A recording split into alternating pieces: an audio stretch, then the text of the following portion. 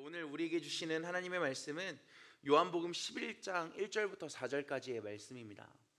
요한복음 11장 1절에서 4절까지의 말씀인데 우리 한 목소리로 함께 읽도록 하겠습니다. 우리 한 목소리로 같이 읽겠습니다. 시작. 한 병자가 있었는데 그는 마리아와 그의 자매 마르다의 마을 베다니에 사는 나사로였다.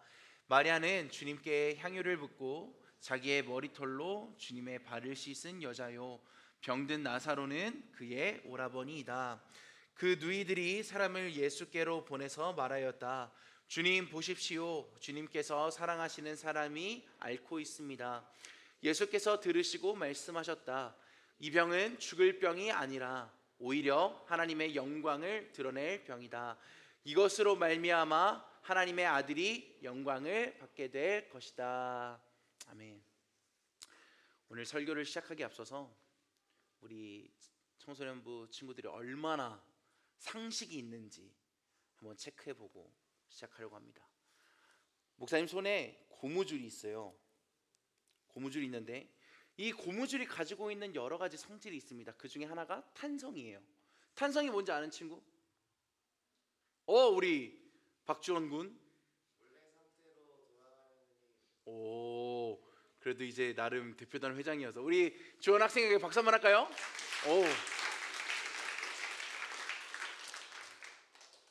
외부의 힘에 의해서 변형되었던 게 다시 원래대로 돌아가려는 성질이 바로 탄성이에요. 그래서 고무줄은 우리가 머리, 여러분 여자인 친구들이 머리 좀말 때 이거 쓰잖아요, 고무줄. 근데 아무리 늘려도 다시 원래대로 어떻게 돼요? 아파. 다시 돌아가죠. 이게 고무줄이 가지고 있는 탄성이라는 특징입니다. 그런데 고무줄을 늘리다가 보면 어떻게 돼요? 끊어져요. 왜 끊어질까요?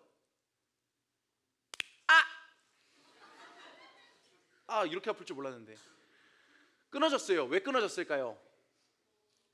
회복될 수 있는 한계점을 넘었기 때문이에요. 한계선을, 어느 일정 선을 넘어갔기 때문에 이기지 못하고 끊어져 버린 겁니다. 이 고무줄을 보면서 목사님이 인간의 마음, 우리의 마음도 비슷하겠다라는 생각을 했어요. 우리가 서로 친구들끼리 장난치잖아요. 장난치다가 그냥 서로 이렇게 야이 뭐 못생긴 친구야 라고 하면 한 번은 받아들일 수 있어요. 근데 갑자기 그 친구가 이어서 야, 이 뚱뚱한 친구야 라고 하면 어떻게 해요? 그 친구를 쳐다보고 싶지도 않아요. 우리 안에는 누구나 다 선이 있어요. 그리고 그 선을 넘는 순간 어떻게 되냐면 끊어지고 맙니다. 여러분 유튜브에 보물섬이라는 유튜버 알아요? 몰라요? 아는 친구. 보물섬 유튜버 보물섬 이 하는 콘텐츠 중에 선 넘네 챌린지라고 있어요. 그러니까 어떤 장난을 치든 그냥 선 넘네라는 말로 웃어 넘겨야 되는 거예요. 그래서 그 친구들이 어떻게 하냐면 차를 부셔요. 망치로 차 사이드 미러를 내리치는 막 장난도 치고, 막 자고 있는데 취두부 막 코에 넣고 이런 장난들을 치거든요. 근데 결국 그냥 어느 정도의 일정 장난은 받아주다가 그 선을 넘으면 받지 못하더라고요. 우리의 모습도 마찬가지예요. 어느 정도 선까지는 감내할 수 있지만 어느 선을 넘으면 더 이상 회복하지 못하고 끊어져 버리기도 합니다. 오늘 그 이야기를 좀 하려고 해요. 오늘 우리가 함께 나눌 성경의 이야기는요, 요한복음에 등장하는 마지막 표적 이야기, 죽은 나사로가 다시 살아나는 이야기, 그 이야기를 오늘 함께 나누려고 합니다. 먼저 오늘 본문은 이렇게 시작해요. 1절 말씀을 우리 다시 한번 같이 읽어봤으면 좋겠습니다. 한 목소리로 같이 읽겠습니다. 시작.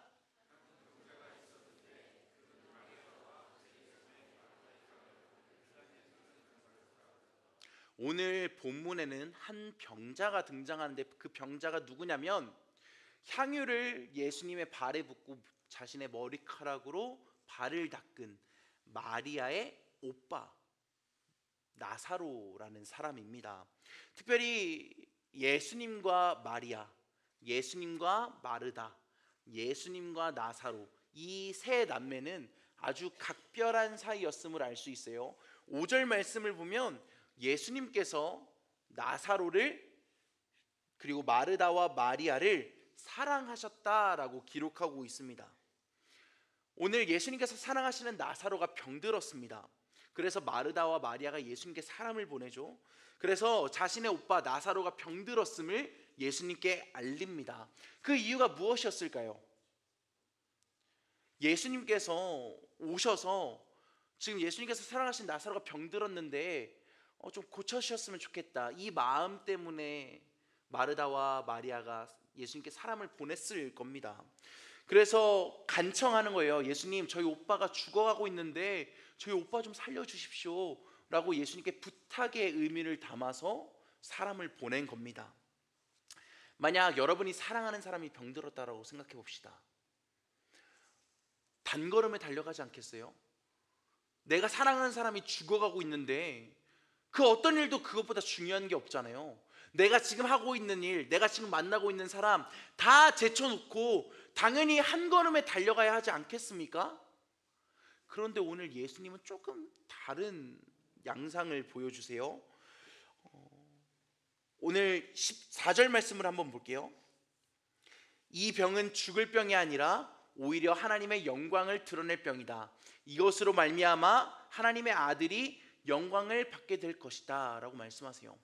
죽을 병에 걸려서 급한 마음에 사람을 보냈는데 예수님은 오히려 이거 별로 급한 병 아니야, 죽을 병 아니고 이 병을 통해서 하나님의 영광이 드러나게 될 병이야 라고 되게 아무렇지 않은 것처럼 가볍게 넘기시는 겁니다. 이 말을 들은 사람들이 어떤 마음이 들었을까요? 아니, 어떻게 예수님 저렇게 태평하실 수 있지? 사람이 죽어가는데, 특별히 예수님께서 사랑하시는 사람이 죽어가고 있는데 어떻게 예수님 저렇게만 말씀하실 수 있지? 라는 생각이 들었을 겁니다. 그리고 그 생각은 이내 예수님을 향한 원망, 불평으로 바뀌었을 거예요. 목사님이 엊그제 병원에 다녀왔습니다. 목사님이 목요일마다 농구를 하는데 농구 끝나고, 농구하다 다쳤으면 억울하지도 않아요. 농구 끝나고 이제 짐 같은 거 정리하면서 계단을 내려가고 있는데 계단이 한 칸 더 있는 줄 알고 발을 헛디뎠다가 굴렀거든요. 근데 그 앞에 헬스장이 있었어요. 우당탕탕 소리가 나니까 헬스장에 있는 사람이 다 뛰어나오는 거예요. 괜찮냐고, 어디 다친 데는 없냐고 하는데 수치스러워서 쥐구멍에 숨고 싶었습니다. 아무튼 병원에 갔어요. 병원에 갔는데 엑스레이 찍기 전에 발목이 너무 많이 부으셨다고. 그래서 제가 그거 부은 거 아니라고, 살이라고.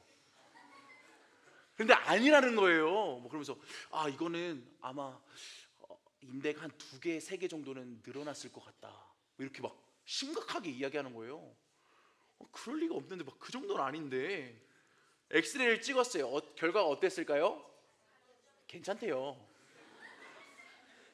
이것을 보면서 느낀 게 있어요. 의사 선생님들은요 항상 최악으로 이야기해요. 왜냐하면 최악의 상황을 이야기해야 자신에게 책임이 없기 때문이에요. 만약에 최선을 이야기했다가 잘못되면 다 의사 책임이니까 항상 최악을 이야기해요. 근데 예수님도 마찬가지였을 거예요. 예수님이 만약에 고칠 수 있는 능력이 없었더라면 그래, 나사로는 죽어야 돼 라고 최악을 말씀하셨을 겁니다. 근데 예수님은 최악도 최선도 말씀하시지 않아요. 그냥 태평하게 아무렇지 않은 일인 것처럼 말씀하십니다. 왜 그럴까요? 예수님이 그 병을 고칠 수 있는 능력이 있으셨기 때문입니다. 병원에 가면 의사 선생님들이 감기 때문에 왔다라고 그러면 별로 큰 환자 취급 안 합니다. 왜요? 나을 수 있는 병이니까. 예수님도 마찬가지인 거예요. 예수님 입장에서는 금방 나을 수 있는 병이니까, 예수님이 고치실 수 있는 병이니까 예수님은 그렇게 심각하게 생각하지 않으신 겁니다. 그런데 여기서 문제가 한 가지 생겨요. 그래요, 예수님이 그렇게 심각하게 받아들이지 않는 것, 예수님께 있어서 가벼운 문제인 것은 맞아요. 그런데 사랑하는 사람이 죽어가고 있다라고 한다면 예수님 어떻게 해야 돼요? 그래도 달려가야 되잖아요. 그래도 사랑하는 사람이 병들어서 아파하고 있는데 위로해 주러 가야 되잖아요. 근데 예수님 어떻게 하세요? 오늘 본문의 이야기를 보면 예수님이 계시던 곳에서 이틀 동안이나 더 머무십니다. 1분 1초가 급박한 상황 속에서 예수님은 이틀 동안이나 더 그곳에서 머무십니다. 그리고 나서야 나사로에게로 향하세요. 그리고 제자들에게 이렇게 말씀하십니다. 요한복음 11장 11절 말씀이에요. 우리 친구 나사로는 잠들었다. 내가 가서 그를 깨우겠다라고 말씀하세요. 그런데 예수님이 제자들과 함께 그곳에 도착해 보니 나사로는 어떤 상태예요? 잠자고 있어요? 아니에요. 죽은 상태입니다. 예수님께서 분명히 나사로가 잠들어 있다라고 말씀하셨는데 나사로는 이미 죽어 있어요. 그리고 많은 사람이 나사로를 조문하기 위해 그곳을 가득 메우고 있고 마르다와 마리아는 절망에 빠져서 눈물을 흘리고 있는 상황입니다. 예수님이 그곳에 도착하셨는데 마르다가 뛰어나와서 예수님께 이렇게 이야기해요. 예수님이 여기에 계셨더라면 우리 오빠 나사로가 죽지 않았을 겁니다 라고 예수님께 불평을 토하면서 이야기해요. 원망하면서 이야기하는 겁니다. 그도 그럴 것이 17절 말씀을 보면 예수님이 원래 계셨던 곳부터 이 나사로가 있는 곳까지의 거리는 불과 2km가 채 안 되는 거리예요. 그렇다면 이 나사로가 죽기 전에 2km만큼의 거리를 달려와서 예수님이 낫게 해주실 수 있었잖아요. 죽을 병이 아니라면서요. 예수님이 낫게 해주실 수 있었는데도 불구하고 지체한 이틀 동안이나 그곳에 더 머문 예수님을 향해서 원망의 말을 쏟아내는 겁니다. 아마 예수님이 이틀 동안을 지체하지 않으셨더라면 나사로가 살 수 있었다라는 그 인간적인 마음 때문에 예수님을 향해서 원망의 말을 쏟아낸 겁니다. 마리아도 마찬가지예요. 예수님을 향해 향유를 붓고 또 자신의 머리카락으로 예수님의 발을 닦은 믿음이 있던 마리아도 오라버니 오빠의 죽음이라는 현실의 문제 앞에서 마르다처럼 예수님을 원망합니다. 예수님이 여기에 계셨더라면, 예수님이 여기에 나사로가 죽기 전에 오셨더라면 우리 오빠는 죽지 않았을 겁니다 라고 예수님을 향해 원망하면서 이야기합니다.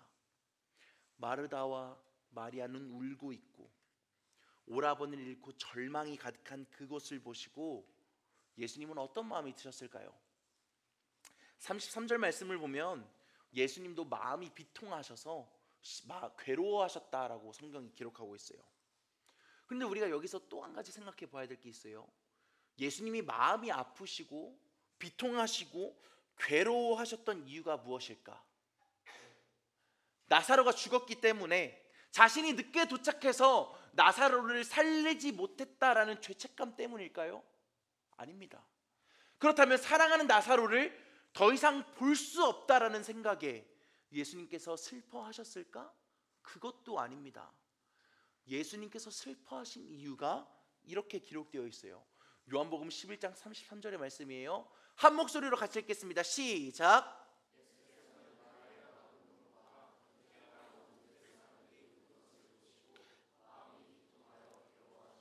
PPT 한 번만 띄워놔 주세요. 예수님께서 마음이 비통하여 괴로워하셨던 이유는 나사로가 죽었기 때문에가 아니에요. 마리아가 우는 것과 함께 따라온 유대 사람들이 우는 것을 보셨기 때문에 예수님께서 마음이 비통하여 괴로워하셨던 겁니다. 예수님께서 슬퍼하시고 눈물을 흘리신 이유는 그들의 마음에 공감하셨기 때문이에요. 사랑하는 오빠가 죽었다라는 현실의 아픔, 고통, 이들이 흘리는 눈물에 예수님께서 공감하신 겁니다. 그리고 그들의 마음에 공감하신 예수님께서 무덤을 가로막고 있던 돌을 옮기라고 말씀하세요. 그때 마르다가 예수님께 이렇게 이야기합니다. 예수님, 죽은 지 벌써 4일이나 돼서 시체가 부패하기 시작해서 냄새가 납니다 라고 이야기해요. 여기서 마르다가 이야기한 4일이라는 표현, 중요한 의미를 담고 있어요. 당시 유대 사회에는 이러한 생각들이 있었다라고 해요. 한 번도 그런 일이 있었던 적은 없지만 사람이 죽으면 그래도 3일 안에는 기적적으로 살아날 수 있지 않을까? 그런 요행이라도 바랄 수 있지 않을까? 그런 일말의 희망이라도 있지 않을까? 라는 생각이 그들에게 있었다라고 해요. 그런데 오늘 나사로가 죽은 지 며칠이 됐어요? 4일이 됐어요. 마지막 가지고 있던 희망마저 끊어진 상황이에요. 그들이 유대에 있던, 유대 사람들이 가지고 있던 끝내 붙잡을 수밖에 없었던 마지막 소망, 희망조차 사라진, 즉 이미 한계선을 넘어버린 상황을 보여주는 겁니다. 3일이 지나고 4일째가 된 죽은 나사로, 한계선을 넘어서 그들이 가지고 있던 마지막 희망마저 사라진 상황. 그때 예수님께서 하늘을 향해서 기도하세요. 그리고 죽은 나사로가 묻혀있던 돌무덤을 향해서 이렇게 말씀하십니다. 나사로야, 나와라. 예수님의 이 행동을 보는데 다른 사람들이 어떤 마음이 들었을까요? 그래, 예수님이 병든 사람을 고칠 수 있다는 것은 알겠어. 예수님이 병든 자를 다시 회복시켜 주실 수 있는 분이라는 것은 알겠어. 그런데 어떻게 예수님이 죽은 사람을 고쳐? 그것도 3일이라는 한계점을 지난 사람을, 가지고 있던 그 소망마저, 그 희망마저 끊어진 그 사람을 예수님이 어떻게 살릴 수 있겠어? 사람들의 마음 가운데 의문이 생겼을 겁니다. 그런데 놀라운 일이 벌어져요. 소망이 끊어진 나사로가 장사된 모습 그대로, 손발이 붕대로 묶이고 얼굴이 베일에 쌓인 채 무덤에서 뚜벅뚜벅 걸어 나옵니다. 모두가 좌절하고 눈물 흘리던 그 절망의 상황이 예수님의 기적의 현장으로 바뀌게 되는 겁니다. 그리고 그 모습을 보고 많은 사람들이 예수님을 믿게 되는 것으로 오늘 우리가 함께 나눈 성경의 이야기는 끝이 나게 됩니다. 오늘 우리가 이 말씀을 통해 기억해야 하는 것이 몇 가지가 있어요. 먼저 예수님께서는 우리의 아픔을 그냥 내버려 두시는 분이 아니라는 거예요. 우리의 아픔과 상황에 가장 먼저 공감해 주시는 분이라는 겁니다. 예수님께서는 마르다와 마리아가 흘리는 눈물을 외면하지 않으세요. 예수님이 그들의 그 상황을 해결해 주실 능력이 없어서 눈물을 흘리신 것이 아닙니다. 예수님은 그냥 그들이 겪는 아픔에 공감해 주신 거예요. 지금 우리가 살아가는 삶 속에도 여러 가지 문제들이 있잖아요. 어려움들이 있잖아요. 좌절들이 있잖아요. 그때 우리가 예수님을 향해 이렇게 원망하잖아요. 예수님은 어떻게 내게 이러실 수 있습니까? 예수님, 내 삶에 어떻게 예수님 당신이 일하지 않으실 수가 있습니까? 라고 예수님 원망하시잖아요. 그리고 눈물을 흘리시잖아요. 그런데 예수님께서는 그 눈물을 다 알고 계시다라는 거예요. 예수님이 여러분들의 그 마음을 다 알고 계시다라는 겁니다. 우리의 마음을 아시고 이해하시며 공감하신다라는 거예요. 우리가 눈물을 흘릴 때 같이 눈물을 흘리시고, 우리가 지쳐서 쓰러져 있을 때 함께 아파하시며 끝까지 우리의 손을 붙들어 주시고 공감하시는 분이 바로 예수님이라는 겁니다. 그리고 우리의 그 모든 상황에 공감하시는 예수님께서는 우리가 가지고 있는 한계선을 뛰어넘는 은혜를 허락하십니다. 죽은 나사로가 다시 부활했다는 것은 어떤 의미를 담고 있냐면, 예수님의 존재 자체가 우리에게 희망이라는 거예요. 예수님의 존재 자체가 죽음에서 생명으로 옮길 수 있는 유일한 희망이자 소망이라는 겁니다. 죽을 수밖에 없는 우리, 절망 속에 있는 우리의 현실을 뛰어넘으실 수 있는 분이 바로 예수님이라는 겁니다. 그리고 그것을 예수님께서 십자가를 통해 보여주십니다. 예수님께서는요, 이 사건 이후로 어떤 일을 당하시냐면요, 종교 지도자들에 의해서 박해를 받으시고 결국 죽임 받게 되십니다. 종교 지도자들이 예수님을 죽이기로 결단하는 거예요. 우리에게 희망을 주시고 생명을 주신 예수님께서는 아이러니하게도 이 사건 이후로 자신의 생명을 잃어버리십니다. 죽음이라는 우리가 가진 한계를 뛰어넘게 하시기 위해 하늘에서 이 땅으로 선을 넘어오시고, 그리고 죽음이라는 선을 넘으시는 겁니다. 한계선을 넘어서 우리의 삶에 찾아오신 예수님, 그리고 예수님을 통해 다시 희망과 생명을 얻은 우리, 그렇다면 우리는 어떤 삶을 살아가야 하겠습니까? 간절히 바라기는 사랑하는 모든 청소년교회 학생들과 교사들이 예수님께서 우리에게 보여주신 그 사랑을 기억하기를 소망합니다. 탄성을 잃어버린 고무줄처럼 끊어져 버린, 생명을 잃어버린, 좌절과 절망만이 남은 우리를 회복시키신 예수님, 그리고 우리가 가진 그 한계선을 넘어서 새로운 희망과 생명을 우리에게 주신, 그리고 우리의 삶에 찾아오신, 그리고 지금도 여전히 우리와 함께 하시며 사랑한다라고 말씀하신 그 예수님, 그 예수님을 기억하며 이제 절망과 좌절의 자리, 때로는 우리에게 놓여져 있는 역경과 고난의 상황 속에서도 우리의 모든 마음에 공감하시는 하나님을 기억하며, 지금도 여전히 우리의 삶을 위로하시는 예수님을 기억하며, 나사로처럼 절망의 자리에서 일어나 승리하는 삶을 살아가는 저와 여러분들이 되시기를 주님의 이름으로 축원합니다. 우리 마지막으로 함께 찬양하며 오늘 예배를 마칠 텐데요, 우리 모두 다 자리에서 일어나서 결단하는 마음으로 찬양했으면 좋겠습니다. 하나님, 당신은 시간을 뚫고 이 땅에 오셨습니다. 그리고 우리가 없는 하늘을 원치 않아서 우리의 삶에 찾아오셨습니다. 하나님, 우리와 영원히 함께 하십니다. 이 믿음의 고백으로 우리 하나님 앞에 결단하며 찬양합시다.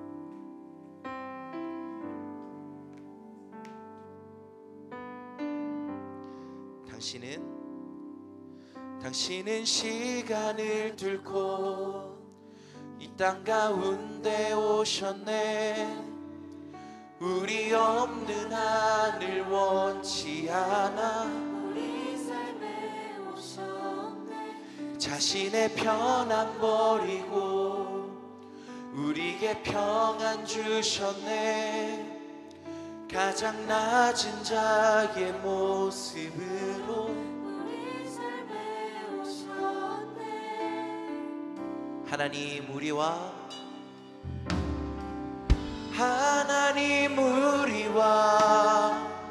영원히 함께 하시네.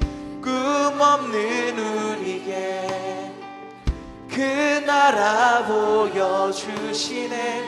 연약한 자들의 친구가 되어주시고 힘없는 우리의 인생을 위로하시네.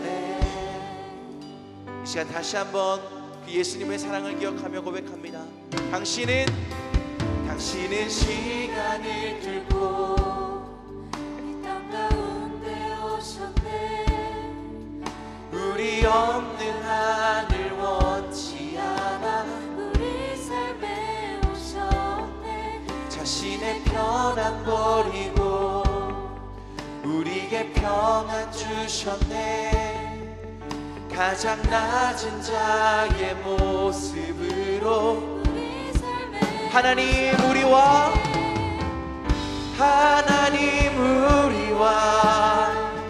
영원히 함께 하시네. 꿈 없는 우리에게 그 나라 보여주시네. 연약한 자들의 친구가 되어주시고 힘없는 우리의 하나님, 우리와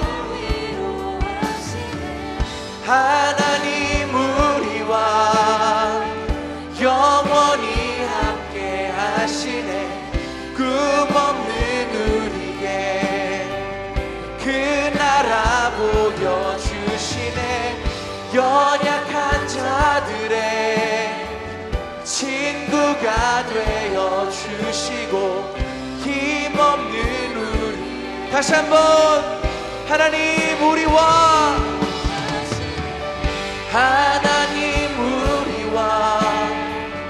영원히 함께 하시네. 꿈 없는 우리에게 그 나라 보여주시네. 연약한 자들의 친구가 되어 주시고 힘없는 우리 이어서 고백하기를 원합니다. 내 영혼이 확정되고 내 영혼이 확정되고 확정되었사오니 믿음에 눈들어 주를 바라보 내 영혼이 확정되고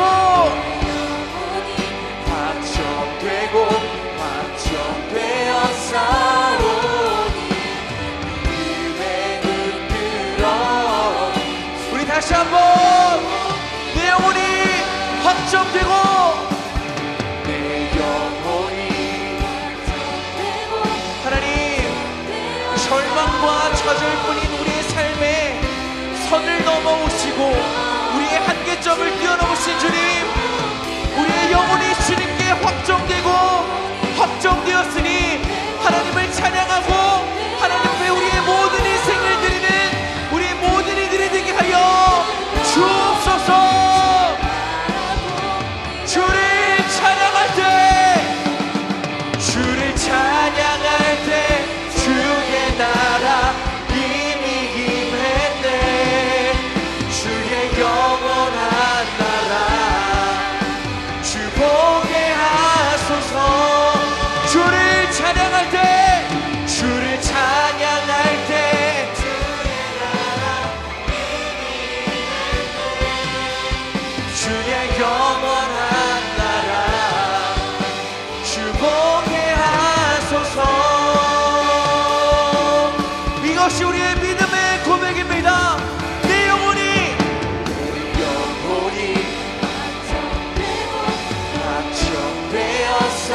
확정되었사오니 믿음에 눈들어 주를 바라봅니다. 내 영혼이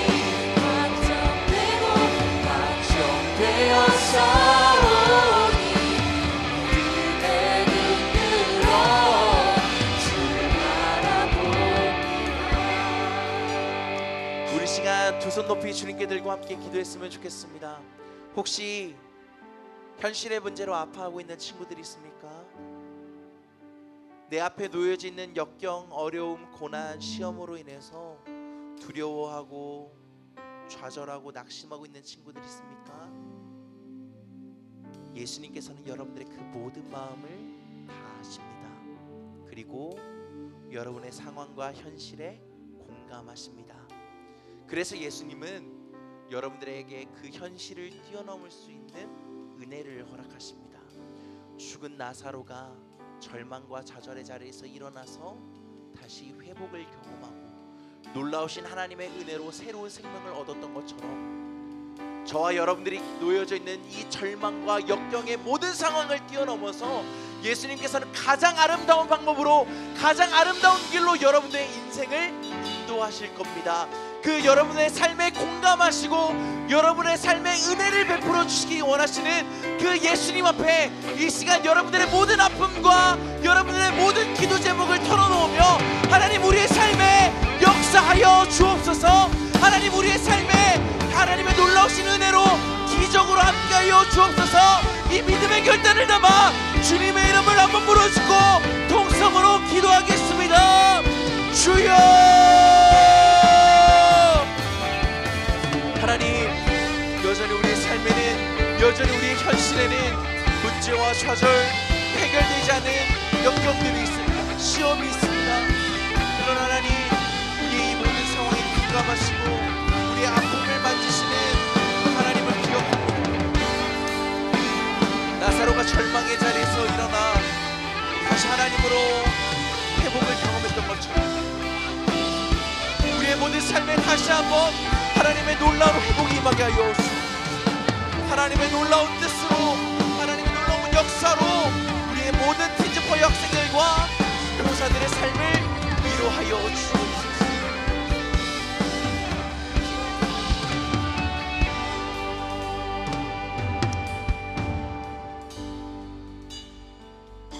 여러분 가슴에 손을 얹고 마지막으로 기도하겠습니다. 사랑하는 아들아, 사랑하는 내 딸아, 내가 너를 잘 안다.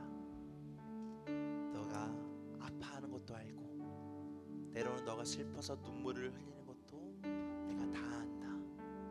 그리고 나는 그 너의 아픔을 외면하고 모른 채 하는 게 아니라 누구보다 너와 함께하며 공감하고 있단다. 그리고 그 공감을 뛰어넘어 너에게 가장 아름다운 것을 주기를 원한다. 오늘 예수님께서 주신 이 말씀을 기억하며